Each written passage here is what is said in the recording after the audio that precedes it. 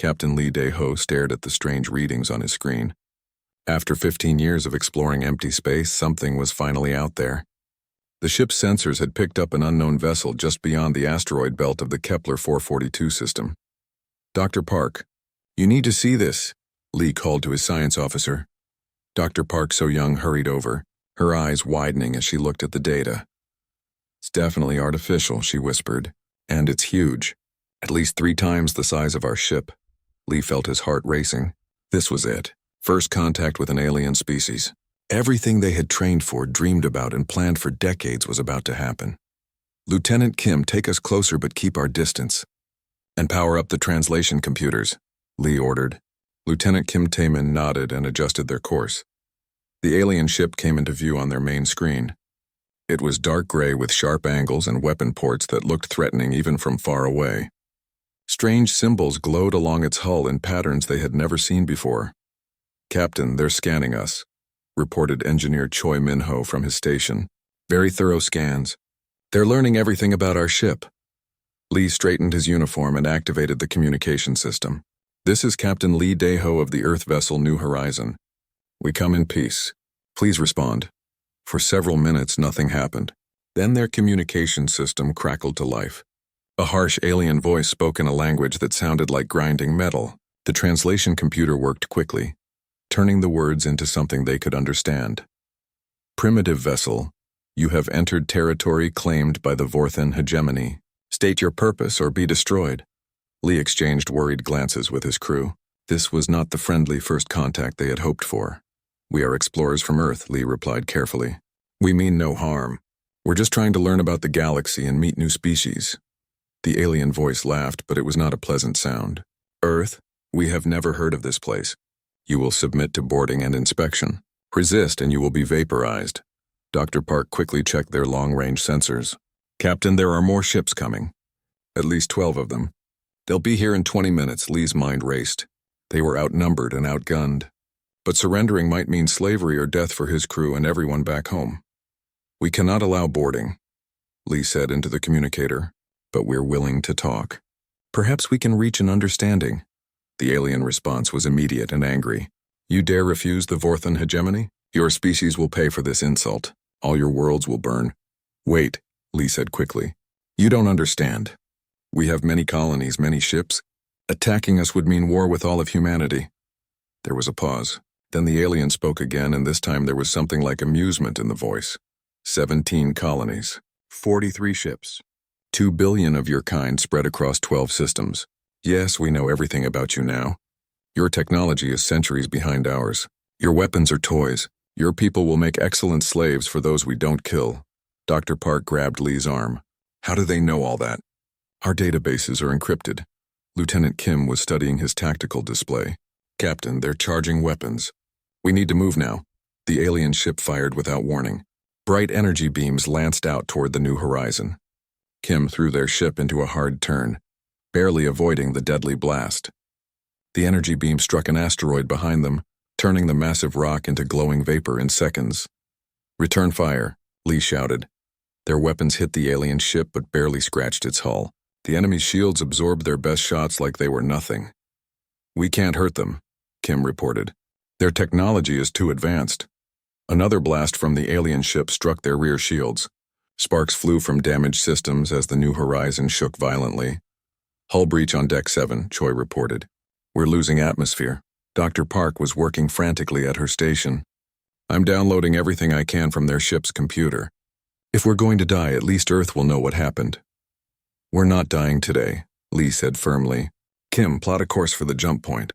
Maximum speed. They're faster than us, Kim warned. Then we better be smarter. Lee activated the ship's distress beacon and began recording a message.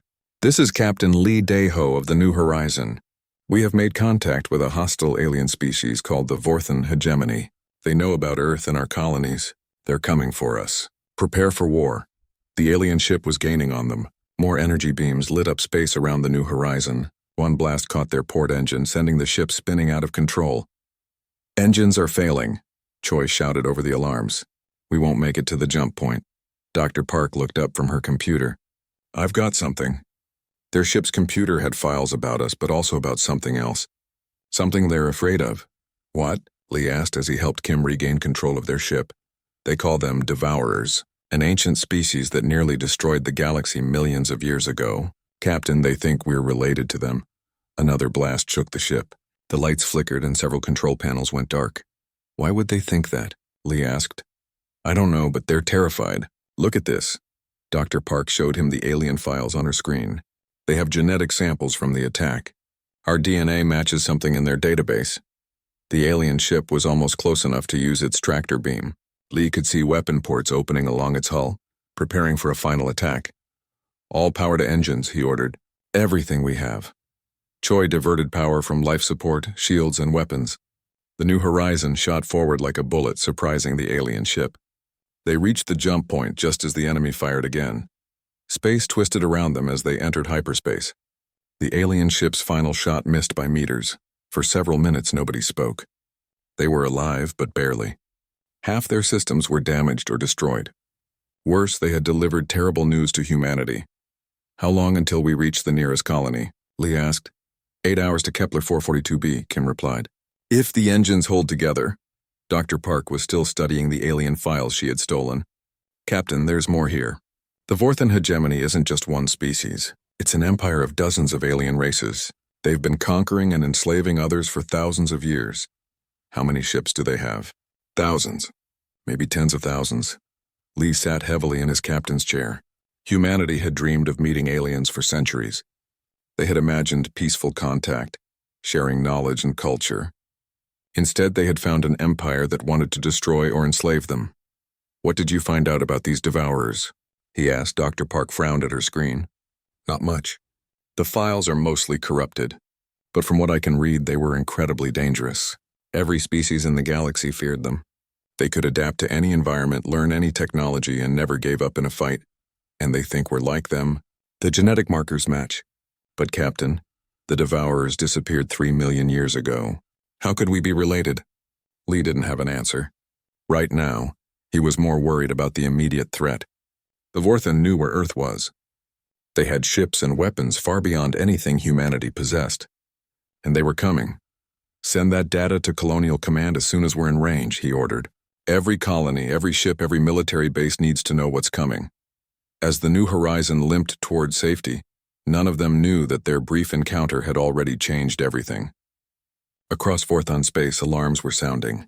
Ancient protocols were being activated. And deep in the Empire's archives, scholars were frantically searching records that hadn't been opened in millions of years. Humanity's greatest test was about to begin. Admiral Yoon Hee-jin stood in the war room on Mars, staring at the holographic display showing all of human space. Red dots marked their 17 colonies, while blue lines showed trade routes and patrol paths. Everything looked peaceful and normal, but she knew that was about to change forever. The message from Captain Lee had arrived 6 hours ago. First contact with hostile aliens, an empire called the Vorthan hegemony that wanted to destroy or enslave humanity, ships and weapons far beyond anything humans had ever built. How long do we have? Asked Ambassador Jang Woo-suk. The diplomatic corps leader had rushed to Mars as soon as the news broke. Unknown, Admiral Yoon replied. Captain Lee's ship was badly damaged. It'll take them another day to reach Kepler 442b.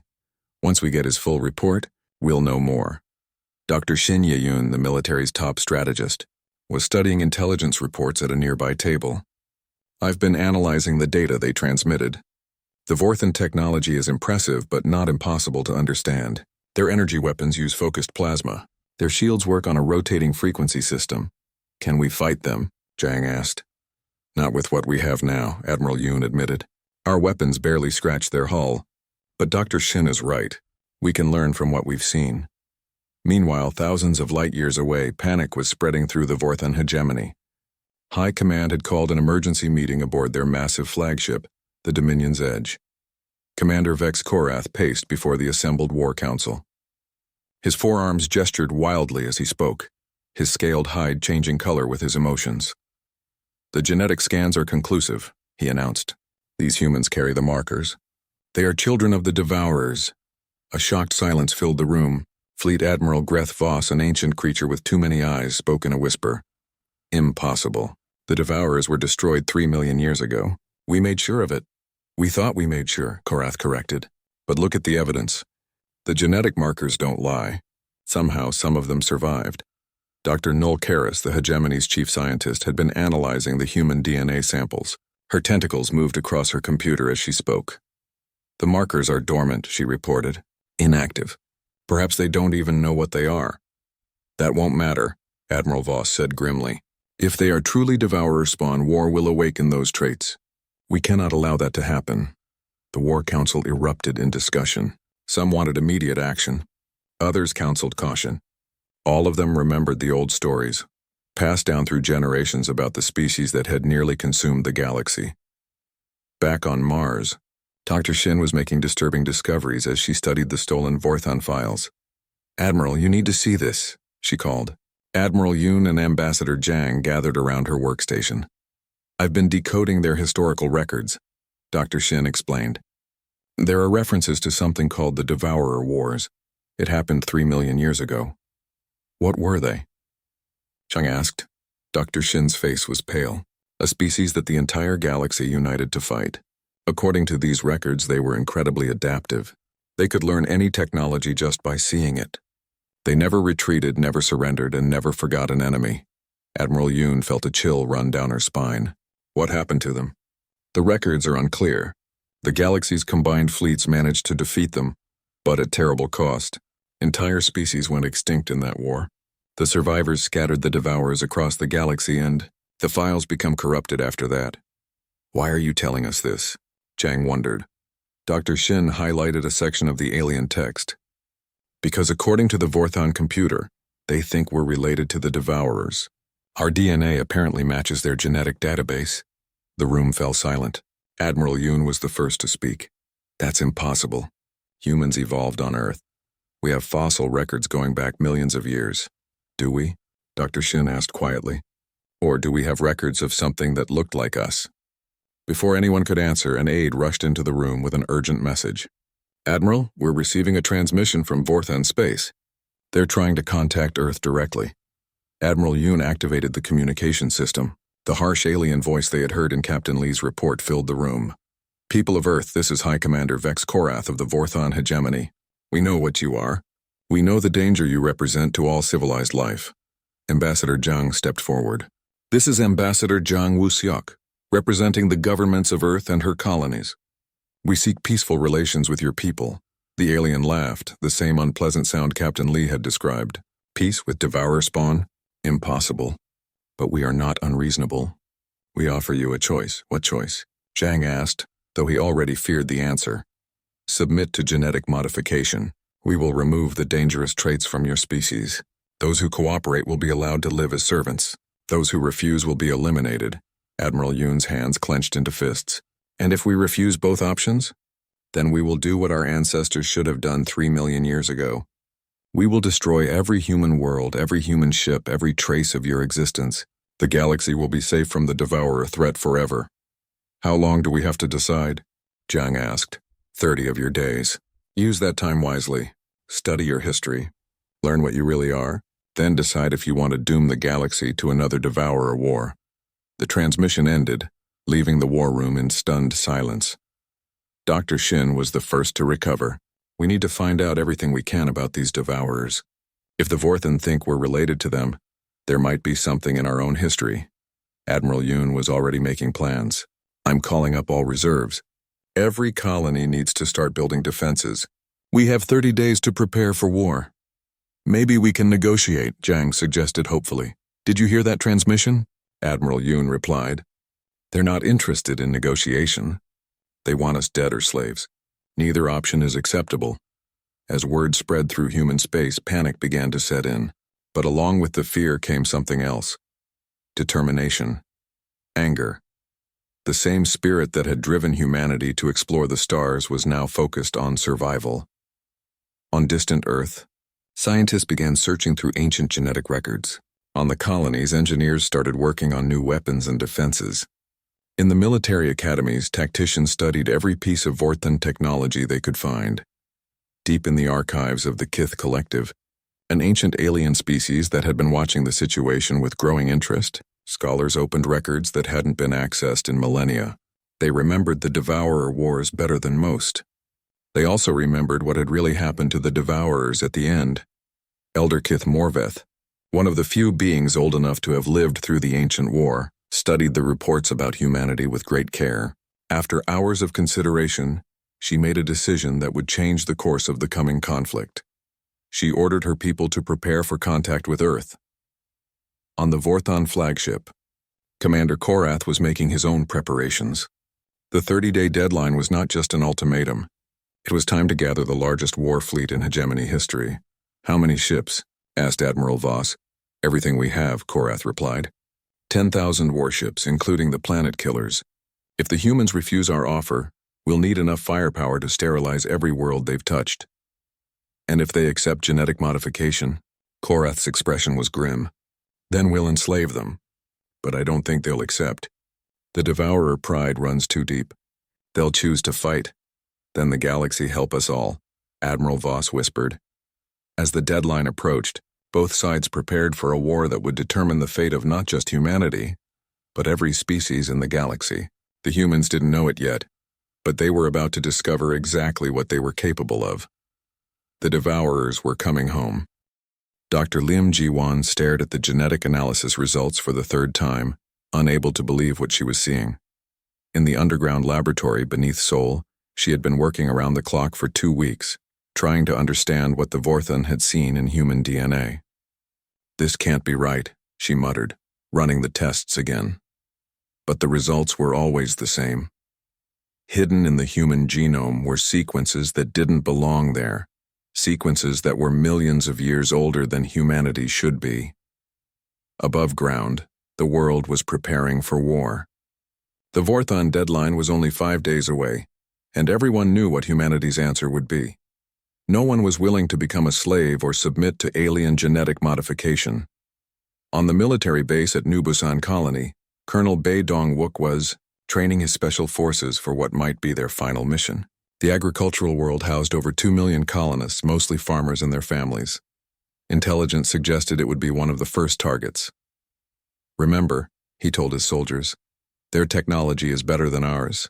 Their ships are faster, their weapons hit harder, their shields are stronger, but that doesn't mean we can't win." Private Kang Ho-seok raised his hand. "Sir, how do we fight an enemy that outguns us in every way?" Colonel Bae smiled grimly. "We adapt, we learn. We use their advantages against them, and we never give up." In orbit above the colony, Captain An Subin was running flight drills with her starfighter squadron. Their ships were old and outdated compared to Vorthon technology, but they were fast and maneuverable. "Delta Squadron, this is your captain speaking," she announced over the comm. "In 3 days we might be facing the most advanced war fleet in the galaxy.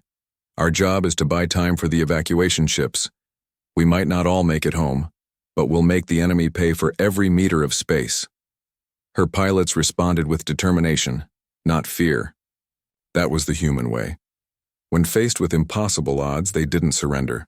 They fought harder. On the 4th day, Dr. Lim made a breakthrough that changed everything. She called Admiral Yoon directly, her voice shaking with excitement and fear.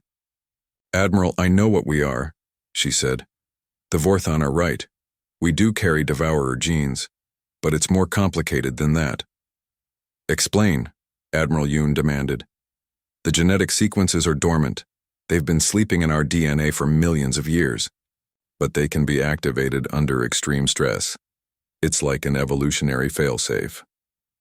"What kind of abilities are we talking about?" Dr. Lim took a deep breath. "Enhanced reflexes, improved learning capacity, adaptive immunity, increased problem-solving speed. The genes are designed to help a species survive when everything else fails. Can we activate them artificially?"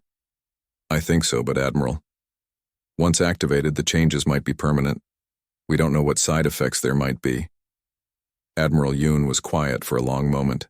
"How long would it take?" "Hours, maybe days. But the process might be automatic anyway. If we're really under threat, if people are dying, the stress might trigger the activation naturally." The next morning, the Vorthon fleet arrived at New Busan. Captain An was on patrol when her sensors picked up the massive energy signatures. Control, this is Delta Leader. We have bogies incoming. Lots of them. From the surface, Colonel Bay watched through his binoculars as dark shapes appeared in the sky. The Vorthan ships were enormous, blotting out the sun as they took positions around the planet. The alien ultimatum came within minutes. Humans of New Busan, this is Fleet Commander Zex Thane. You have rejected the hegemony's generous offer. Now you will face the consequences. Surrender immediately or be destroyed. Colonel Bay activated his comm unit. This is Colonel Bay Dongwook, commanding New Busan Defense Force. We do not surrender. If you want this world, you'll have to take it. The first Vorthan attack ships descended through the atmosphere like falling stars. Captain An led her squadron to intercept them, her heart pounding as she got her first close look at alien technology. The enemy fighters were sleek and fast, with energy weapons that could vaporize her ship with a single hit. But as the battle began, something strange started happening. Delta 2, break left, she shouted as a Vorthan fighter lined up a shot on her wingman. But somehow, she had known the attack was coming before the alien pilot had even started to turn. Her reflexes felt faster, her mind clearer. Private Kang was experiencing the same thing on the ground. When the first Vorthan dropships landed and alien soldiers poured out, his unit should have been overwhelmed. The enemy troops had better armor, better weapons, and advanced tactical systems. But Kang found himself moving faster than he ever had before. He could predict where the aliens would move, anticipate their tactics. When an enemy soldier fired at him, he was already diving for cover before the trigger was pulled. How did you know to duck? Asked Corporal Park Minwoo as they took shelter behind a damaged wall. I don't know, Kang replied honestly. I just felt it coming. All across the battlefield, human soldiers were discovering abilities they had never had before. They learned to use captured Vorthan weapons within minutes instead of hours. They developed new tactics on the fly. They seemed to know what the enemy was going to do before the enemy knew it themselves. In her underground lab, Dr. Lim watched the battle reports with amazement and growing excitement. It's happening, she whispered. The genes are activating. Colonel Bay was in the thick of the fighting when he noticed the change in himself. A Vorthan heavy trooper rounded the corner, its plasma cannon aimed directly at him. Bay should have been dead. Instead, he found himself rolling aside, grabbing a fallen alien weapon and firing back in one smooth motion. The captured weapon felt natural in his hands, as if he had been using it his whole life. Within seconds, he understood how it worked, how to modify its settings, how to improve its efficiency. Sir, how did you learn to use that so fast? Asked Sergeant Lee Kyung-soo. I have no idea, Bay admitted. But deep down, he was beginning to understand. This wasn't just training or luck. This was something fundamental about what humans were becoming. Captain An was having similar revelations in the air battle above. Her outdated fighter was no match for Vorthan technology, but somehow she was winning. She could sense the energy patterns of enemy shields, find weaknesses that shouldn't exist, exploit flaws that her instruments couldn't detect. Delta Leader, how are you reading their shield frequencies? Asked her wingman over the comm. I'm not reading them, she replied, as surprised as anyone. I'm feeling them. By the end of the first day, the impossible was happening. The humans weren't just surviving the Vorthan attack, they were winning. Enemy prisoners were taken, their equipment captured and reverse-engineered with stunning speed. Human engineers who had never seen Vorthan technology before were improving it within hours. Soldiers were adapting alien tactics and making them better. Fleet Commander Thane contacted his superiors in a state of panic. High Command, the humans are not fighting like any species we've encountered. They're learning our technology faster than should be possible. Their adaptation rate is. It's like the old stories. On the Vorthan flagship, Commander Korath felt a chill of ancient fear. Send reinforcements. Everything we have in the sector. Sir, we've already committed 12 battle groups. How many more? All of them, Korath roared. Do you understand what we're facing? The Devourers are awakening. But it was too late. Word of the victory at New Busan spread through human space like wildfire. Other colonies began reporting similar phenomena. Humans everywhere were changing, becoming faster, smarter, more adaptable. Dr. Lim finally understood what had happened millions of years ago. The Devourers hadn't been destroyed. They had been placed in stasis, their children scattered across the galaxy, with their dangerous abilities locked away until they were needed again. Now they were needed, and humanity was remembering what it meant to be the galaxy's apex predator. The war that the Vorthon had started to prevent a Devourer resurgence had instead caused exactly what they feared most. The sleeping giants were waking up, and they were very, very angry. Admiral Yoon received the reports from New Busan with a mixture of triumph and concern. Humanity was winning, but at what cost? What were they becoming? "Dr. Lim," she said over the secure channel, "are we still human?" "I think so, Admiral. But we're becoming something more. Something we were always meant to be. The first battle was over, but the war was just beginning, and the Vorthon were finally beginning to understand the magnitude of their mistake. 6 months had passed since the Battle of New Busan, and the war had spread across 12 star systems. Fleet Admiral No Changmin stood on the bridge of the newly constructed battleship Incheon, watching as human ships engaged a Vorthon fleet near the outer rim of the Kepler system. The transformation in human military capability was remarkable. What had started as desperate defense had become aggressive expansion. Human ships, originally inferior to Vorthon technology, were now superior in almost every way. "Admiral, the enemy flagship is trying to retreat," reported his tactical officer. "Commander Yu Sung-min, let them go," Admiral No replied. "But make sure they take a message back to their commanders. Every time they attack our colonies, we'll take 2 of theirs." Dr. Oh Seung-hwa, the brilliant engineer who had become humanity's top weapons developer, joined them on the bridge. In her hands was a datapad showing the latest modifications to their shield technology. "The captured Vorthon shields have been improved by another 40%, she announced. "We're also ready to test the new plasma cannons. They should be 3 times more powerful than anything the enemy has." Admiral No nodded approvingly. Dr. Oh's team had accomplished in months what should have taken decades. Every piece of alien technology they captured was quickly understood, improved, and integrated into human systems. "How is that possible?" he asked, though he already knew the answer. "The genetic changes are accelerating," Dr. Oh explained. "Our brains are processing information faster. We're seeing patterns and connections that were invisible before. It's like someone removed a filter from our minds." The transformation wasn't just military. Human scientists were making breakthrough discoveries daily. Engineers were designing impossible machines. Even artists and musicians were creating works that seemed to transcend normal human capability. But the war was far from over. The Vorthon hegemony controlled thousands of worlds and had been the galaxy's dominant power for millennia. They wouldn't be defeated easily. On the ancient world of Kith Prime, Elder Kith Morveth was making a decision that would change the course of the conflict. The Kith Collective had been watching the war with great interest, and now it was time to act. "Prepare the long-range communicators," she ordered her attendants. "We must contact the humans." Ambassador Song Miran was aboard the diplomatic vessel Seoul when the alien message arrived. The Kith transmission was unlike anything they had received before. Instead of threats or demands, it contained an invitation. "Humans of Earth," the translated message began. "We are the Kith Collective. We remember the Devourer Wars. We remember the truth that others have forgotten. We wish to meet with your representatives." Admiral Yoon approved the meeting immediately. 3 days later, Ambassador Song found herself in a conference room aboard a Kith vessel, facing creatures that looked like living crystal formations with eyes that seemed older than time itself. Elder Morveth spoke in a voice like wind through caves. "You do not know what you are, do you, young Devourers?"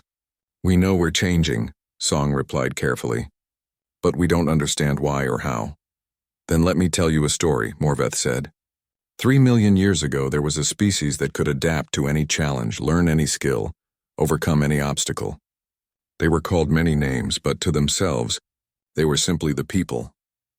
Song listened intently as the ancient alien continued. The people spread across the galaxy, not as conquerors but as explorers and traders. They helped younger species develop, shared their knowledge freely, and asked for nothing in return except friendship. What happened to them? Morveth's crystalline features shifted in what might have been sadness. Fear. The other species grew afraid of the people's abilities. They began to see them not as friends but as a threat to their own dominance. The Devourer Wars, Song whispered. A lie, Morvith said firmly. There were no Devourer Wars. There was a genocide, a conspiracy of the fearful against the innocent. The people were not destroyed. They were scattered, their memories suppressed, their abilities locked away. Song felt her heart racing. You're saying we're the descendants of this ancient species? Not descendants. You are them, the same species, placed in stasis and relocated to worlds across the galaxy. Your DNA was modified to hide your true nature until you were needed again. Needed for what? Morveth gestured toward the stars visible through the conference room's viewport. To save the galaxy from what we created in our fear. The Vorthan hegemony is only one of several empires that grew powerful by enslaving others. They have become the very evil we thought we were preventing. Ambassador Song transmitted this information back to Earth immediately.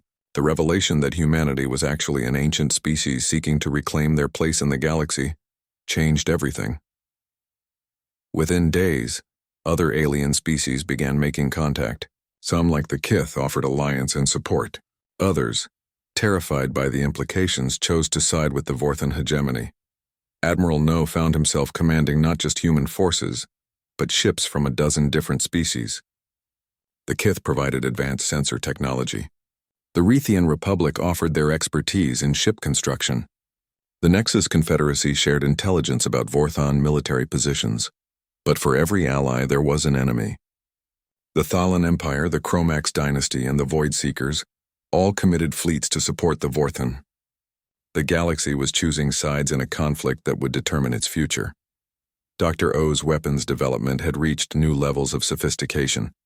Human ships now carried weapons that could penetrate any shield, destroy any armor, and disable any system. But more importantly, they had developed something the Vorthan feared above all else. It's ready, she announced to Admiral No during a secure briefing. The conversion technology. The device could take any captured Vorthan ship and transform it into a human vessel within hours.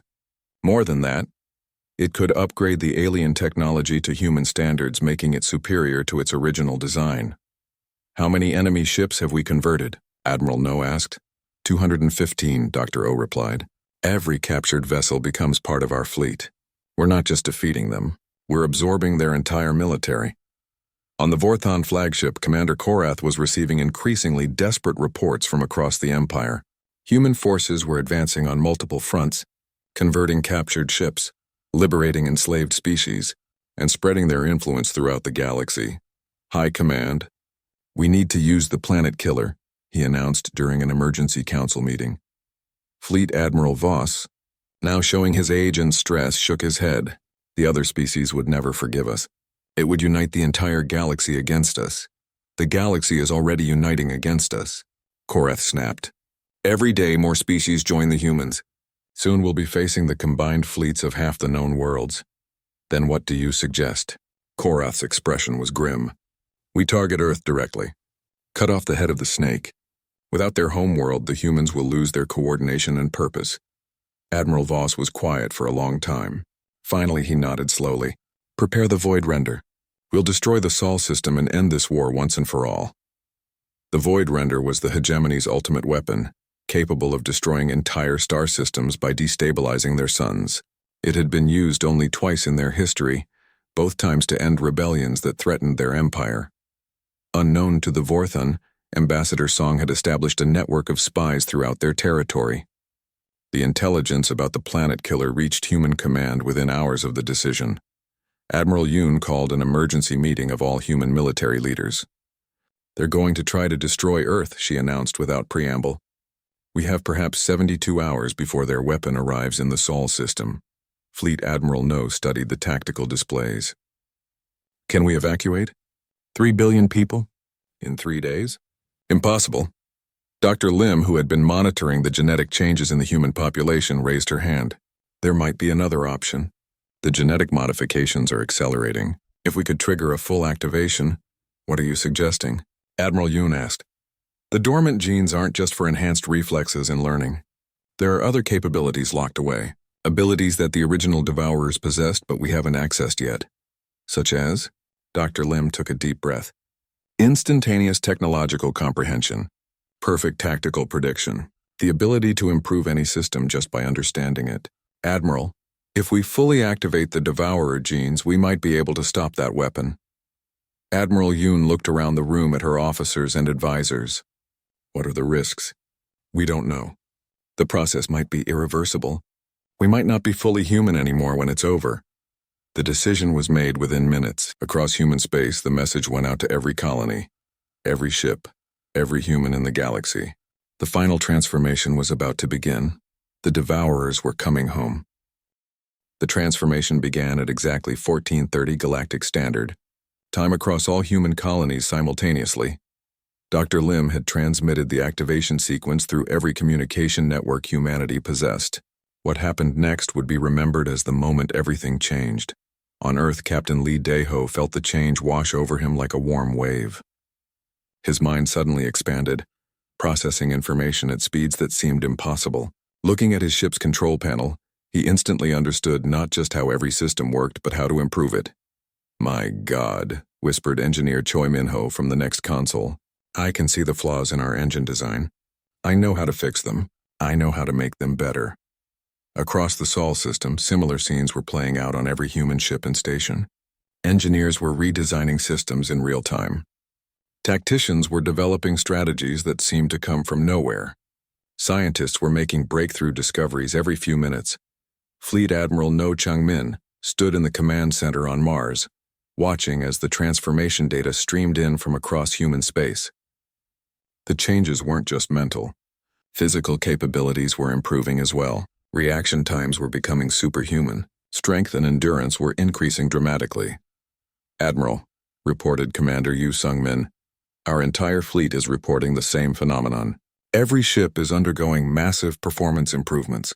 Weapon efficiency is up 300%. Shield strength has doubled. Engine output is beyond our previous theoretical limits." Dr. Oh Sung-hwa was practically glowing with excitement as she worked at her engineering station. "I can see everything now," she announced. "Every weakness in Vorthon technology, every way to exploit their systems. Admiral, we can do more than stop their planet killer. We can turn it against them."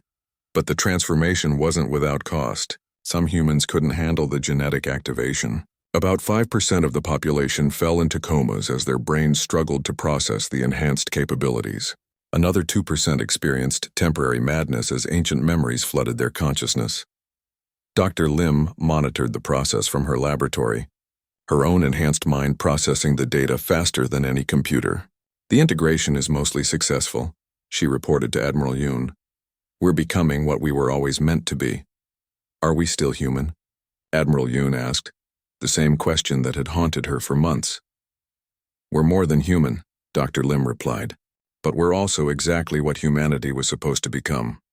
The Vorthon weapon, the Void Render, was only 18 hours away from Earth when the transformed human fleet intercepted it.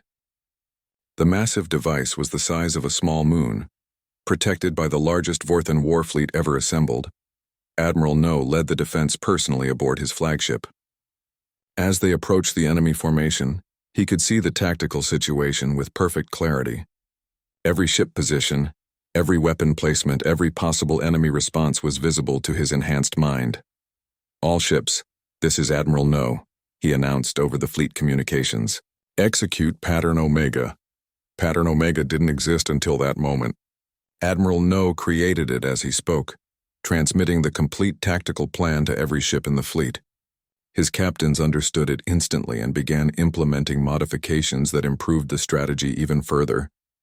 The battle that followed was unlike anything the galaxy had ever seen.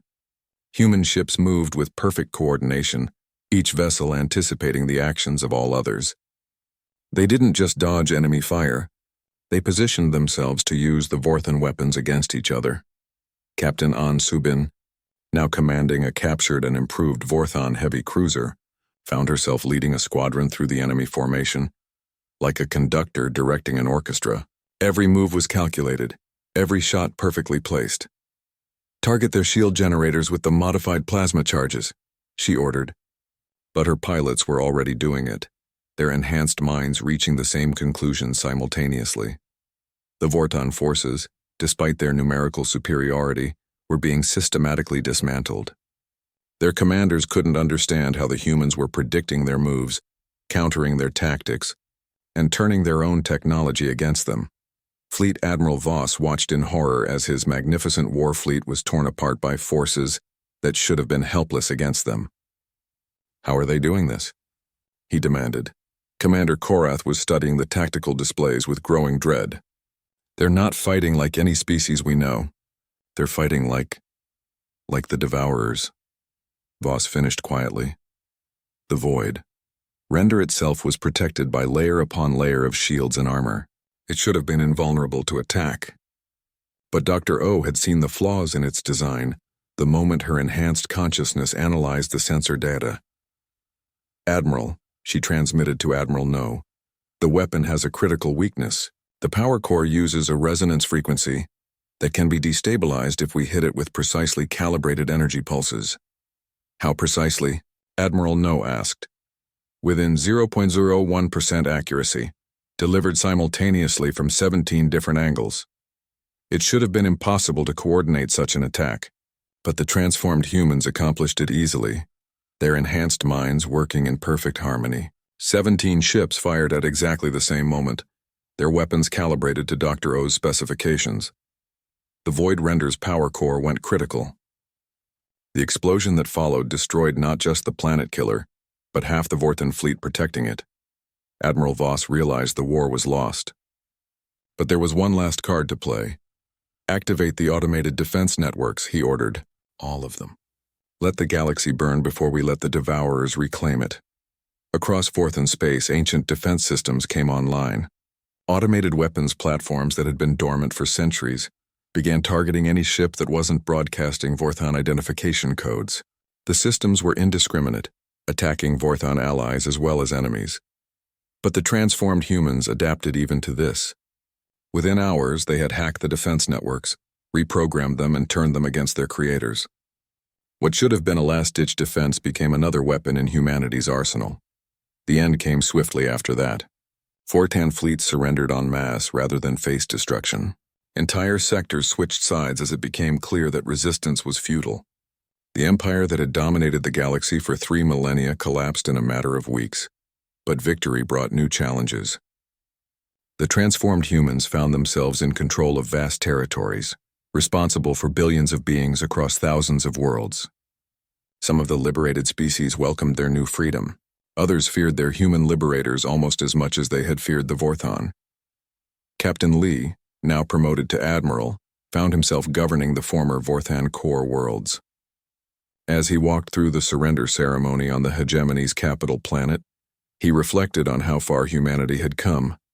Elder Kith Morveth approached him after the formal proceedings ended. "The circle is complete," she said in her crystalline voice. "The people have returned to claim their rightful place. What happens now?" Lee asked. "We never wanted to be conquerors." "Then don't be," Morveth replied simply. "Be what you were before the fear took hold.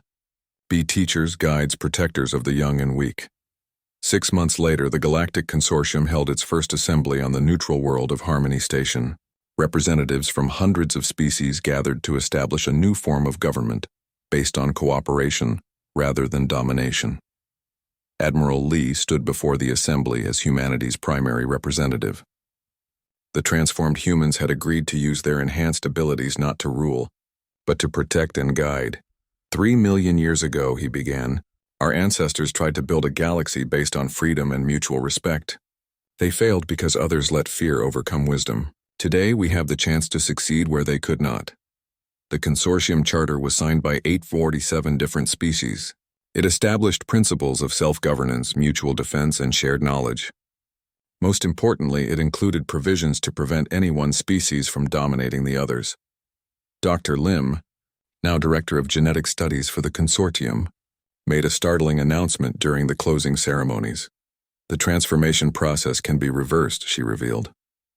"Any human who wishes to return to their original genetic state can do so. The choice is entirely voluntary. Some humans chose to reverse the changes, preferring their original nature. But most decided to keep their enhanced abilities, seeing them as gifts to be used responsibly. The galaxy had indeed been transformed. The age of empires and conquest was ending. In its place rose an era of cooperation and mutual growth. Species that had been enemies for millennia learned to work together. Technologies were shared freely.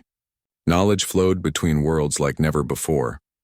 But the transformed humans never forgot the lesson of their own history. Power could corrupt even those with the best intentions, so they built safeguards into every system, checks and balances that would prevent any single group from becoming too dominant. Admiral Yoon, now director of Consortium Defense Forces, established the Watchers, an organization of both humans and aliens dedicated to preventing future genocides and protecting developing species. Never again, she declared in her first address to the Watchers. Never again will fear be allowed to triumph over compassion.